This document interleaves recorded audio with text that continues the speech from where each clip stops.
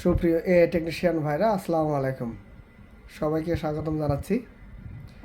আজকে যে বিষয়টা নিয়ে আলোচনা করব, বিভিন্ন জায়গার এআই টেকনিশিয়ানরা আমাকে ফোন করে বলছেন যে 3,000 কোটি টাকার প্রকল্প পাশ হয়ে গেছে এবং 29,000 কোটি টাকা প্রকল্প পাশ হয়ে গেছে, এমন একটা কথা বলছে আমাদের বাবু, কামরুজ্জামান বাবু। তবে আমি আপনাদের বলতে চাই, আমরা গত 9 তারিখে ডিজি মহোদয় সহ পরিচালক মহোদয়ের সাথে আমরা যেই মিটিংয়ে বসছিলাম, সেখানে এই ধরনের কোনো কথা বলা হয়নি এবং তারা আশ্বস্ত করছে যে আমাদের জন্য একটা প্রকল্প আনতে পারে। সেই প্রকল্পতে দৈনিক হাজিরা বা স্থায়ীকরণ বিভিন্ন ধরনের সুযোগ থাকতে পারে। তবে আমি বুঝতে পারলাম না যে বাবু সে কোথায় থেকে এরকম ভুয়া নিউজ এবং ভুয়া খবর দেয়, আল্লাহ পাকই ভালো জানে।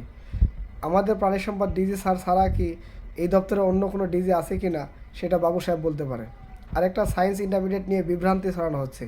আপনাদের বলতে চাই, আমরা আদালতে যে মামলাটা হয়েছে সেটা থেকে রাষ্ট্রপক্ষে আপিল করা হয়েছে।